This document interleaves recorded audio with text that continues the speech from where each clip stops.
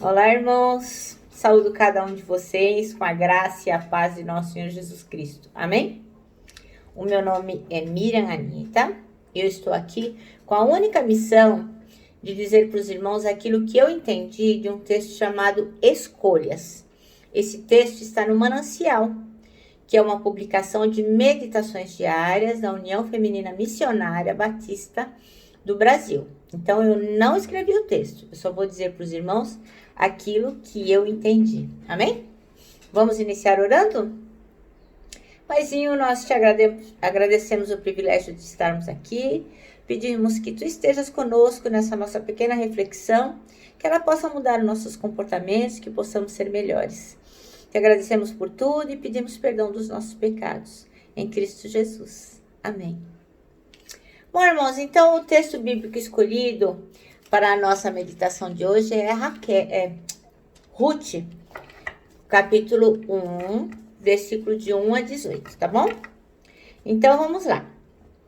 E sucedeu que nos dias em que os juízes julgavam, houve uma fome na terra, pelo que um homem de Belém de Judá saiu a peregrinar pelos campos de Moabe, ele, a sua mulher e seus 2 filhos. E era o nome deste homem Elimeleque, e o nome da sua mulher Noemi, e o nome dos seus 2 filhos Malom e Quilion, efrateus de Belém de Judá. E vieram aos campos de Moabe e ficaram ali. E morreu Elimeleque, marido de Noemi, e ficou com ela os seus 2 filhos, os quais tomaram para si mulheres moabitas.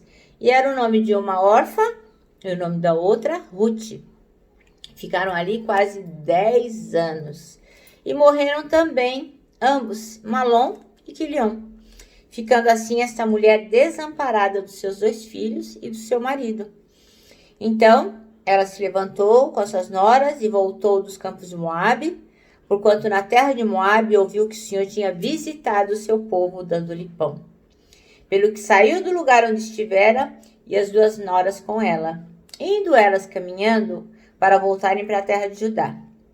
Disse Noemi às suas 2 noras: Ide, voltai cada uma à casa de sua mãe, e que o Senhor use convosco de benevolência, como vós usastes com os falecidos e comigo. O Senhor vos dê que acheis descanso, cada um em casa de seu marido. E beijando-as ela, levantaram a sua voz e choraram. E disseram-lhe: certamente voltaremos contigo a teu povo. Porém Noemi disse: tornai, minhas filhas, por que ireis comigo? Tenho eu ainda em meu ventre algum filho, para que fossem por vós maridos? Tornai, filhas minhas, ide-vos embora, que já sou muito velha para ter marido. E ainda, quando eu dissesse, tem esperança, ou ainda que essa noite tivesse marido, e ainda que eu tivesse filhos, vocês iriam esperar até que viessem a ser grandes? Vocês têm que se deter por eles, sem tomar de marido? Não, filhas minhas, que mais amargo me é a mim do que a vós mesmas, porquanto a mão do Senhor se descarregou contra mim. Então levantaram sua voz e tornaram a chorar. E Orfa beijou a sua sogra, porém Ruth se apegou a ela, pelo que disse: eis que voltou tua cunhada ao seu povo e aos seus deuses. Volta tu também, após a tua cunhada. Disse, porém, Ruth: não me instes para que te deixe e me afaste de ti, porque aonde quer que tu fores, irei eu. E onde quer que pousares à noite, ali pousarei eu. E o teu povo é o meu povo, e o teu Deus é o meu Deus. Onde quer que morreres, morrerei eu, e ali serei sepultada. Faça-me assim o Senhor, e outro tanto, se outra coisa que não seja a morte me separar de ti. Vendo ela Noemi, pois que todo estava resolvido para ir com ela, quer dizer, a Ruth, né? Então deixou de falar nisso. Amém? Bom, irmãos, então o texto bíblico escolhido é maravilhoso, né? E o versículo chave é o 16, onde Ruth diz assim: não insista que te deixe e que não mais te acompanhe. Onde fores, irei, e onde ficares, ficarei. O teu povo será o meu povo, e o teu Deus será o meu Deus. É tão lindo isso, né? É uma história de conversão, né, irmãos? É uma história linda de conversão. Então, naquela época, no pensamento hebreu, as pessoas eram inseparáveis da sua terra e dos seus deuses. E Ruth era moabita, né? Os moabitas eram idólatras. E a Noemi sabia que as suas duas noras pertenciam àquela terra. E ela não tinha mais nada para oferecer para ela. E ela sabia que quando ela voltasse para Israel, as duas moabitas iam estar em grande desvantagem. Tanto social quanto qualquer outra vantagem elas não teriam, né? Porque elas seriam estrangeiras naquela terra. Então, o que a Noemi fez? Incentivou para que as suas noras voltassem para suas casas, porque ela se importava com elas. Ela amava aquelas duas noras. Então, eu acredito assim que Orfa logo acatou a ideia, né? E ela se despediu de Ruth. E a Bíblia não fala mais de Orfa, não há nenhuma menção mais de Orfa, além desta que foi feita aqui. Então, eu acredito que quando a gente desiste, realmente não há mais o que falar de nós. A gente desistiu, voltou. Então, é muito importante essa escolha de Ruth, né? Então, quando a Ruth decidiu deixar os seus pais em Moabe e seguir com Noemi, foi uma decisão grandiosa. Era uma decisão de uma pessoa que estava convertida. Não era uma questão só afetiva. Era uma conversão, porque a Noemi, ela adorava um único Deus, o Deus vivo e verdadeiro. E os moabitas tinham muitos deuses. Então, quando a Ruth faz esse voto com a Noemi, ela está demonstrando uma imensidão de sentimentos. Então, é um sentimento muito intenso. Então, porque fazer votos naquela época era uma maneira de manifestar essa imensidão de sentimentos, essa intensidade. Então, ela jurou servir o Deus de Noemi e depois servir ao Deus de Boaz. Que mais tarde, quando elas chegam a Israel, que a Noemi vai colher as espigas que ficam para trás, o Boaz não vê nela só uma mulher bonita ou uma mulher. Ele vê ali uma serva do Senhor, porque ela realmente estava com o coração voltado para o Senhor. Então, a Ruth, ela fez escolhas muito importantes. Então, ela pagou por essas escolhas com a sua lealdade.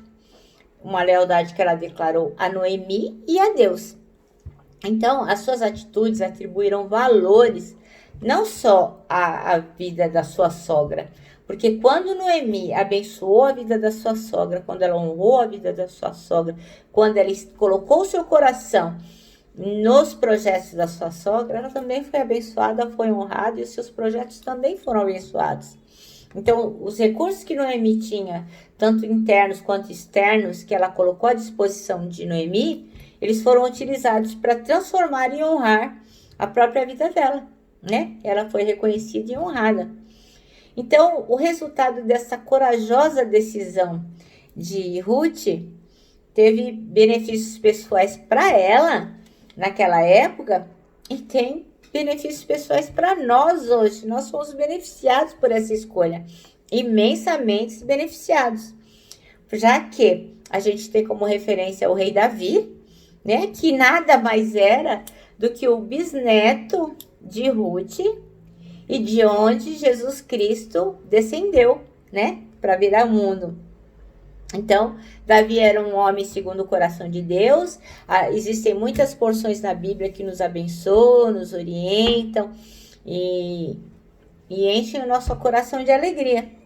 Então, quer dizer, essa decisão dela foi uma decisão maravilhosa. Então, ela foi, assim, muito pertinente, né? Então, ela acabou participando da história do Salvador. Poxa, isso é maravilhoso, né? Então, hoje, por causa desta escolha de Ruth, nós podemos participar aí dessa história também, não é? Porque aceitamos Jesus Cristo como nosso Salvador. Então, isso é muito maravilhoso. Então, o que o texto nos diz, nos incomoda a pensar é assim: e nós? Que tipo de escolha nós temos feito? Porque a escolha de Ruth impactou a nossa vida até hoje. E as escolhas que temos feito? Tem impactado a vida das pessoas? Tem impactado positivamente a vida das pessoas? Isso é uma questão para que nós possamos pensar. E eu quero contar para vocês a história de Esopo. Esopo era um escravo de um mercador grego. Este mercador grego, ele tinha muito orgulho de ter comprado Esopo, porque ele era um homem muito sábio. E sempre que ele tinha oportunidade, ele demonstrava para as pessoas como o seu escravo era sábio, para que elas pensassem, poxa, que aquisição maravilhosa. Então, este mercador grego um dia chamou algumas pessoas e disse, olha, eu vou fazer umas perguntas para o Esopo, vocês vão ver como ele é sábio. E aí ele chamou Esopo e disse assim, olha aqui, Esopo, aqui está um saquinho com dinheiro, com algumas moedas. Eu quero que você vá ao mercado e compre lá a iguaria mais bacana, a melhor, a iguaria que eu vou assim fazer o maior sucesso se eu servir num banquete que eu preciso dar. Aí tá bom, e lá se foi o Esopo. Passado algum tempo, ele veio com um pacote, enrolado lá num pano, e entregou ao seu senhor. E quando o senhor desembrulhou, o que era? Língua. Falou, nossa, língua, nossa, excelente escolha. Realmente, né, os gregos fazem a língua de uma forma tão maravilhosa que a culinária grega para a feitura da língua é incrível. Realmente a melhor iguaria para eu servir num banquete. E por que você escolheu a língua, Esopo? Aí ele disse assim, bom, eu posso explicar, senhor, o que tem de melhor na língua. O senhor sabe o que é? É que a língua nos une, é com a língua que a gente fala, é através dela que a gente pode se entender, ela é a chave de todas as ciências, é o órgão da verdade, da razão. Graças à língua é que as cidades são construídas, graças à língua é que podemos dizer o nosso amor pelas pessoas.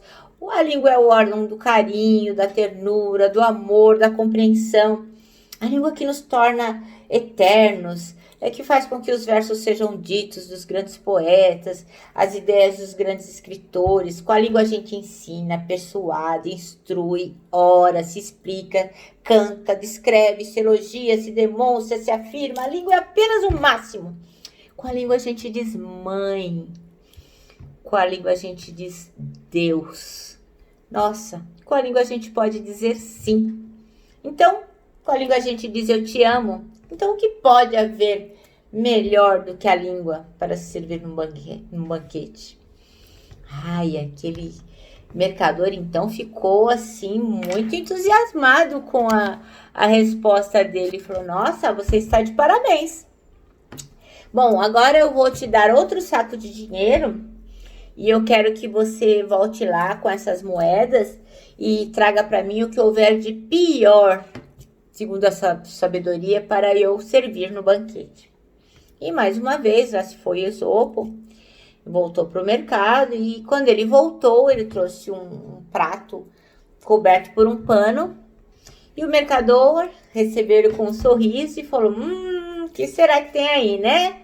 Já sei o que é melhor, agora vamos saber o que há de pior. Quando o mercador abriu o prato, ele ficou indignado. Falou, o quê?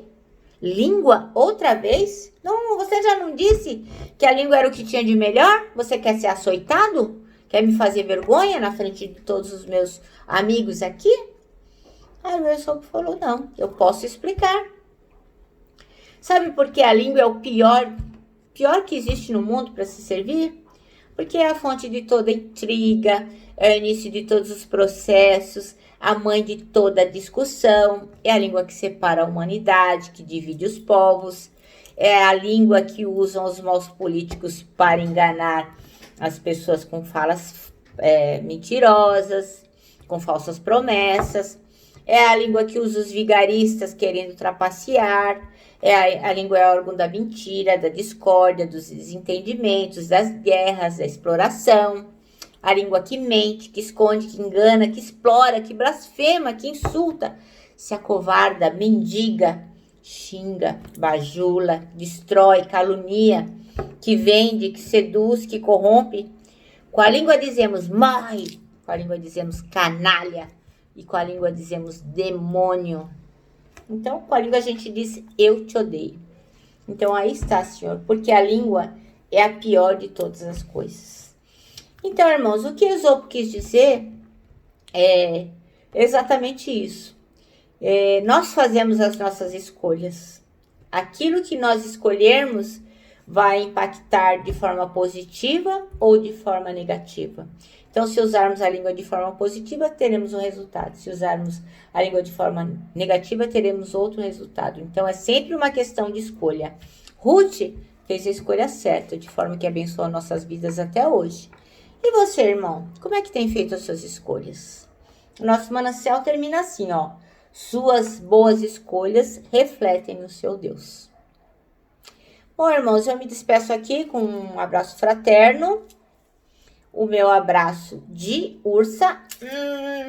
E lógico, né? Com a nossa palavra de ordem, que é saudades.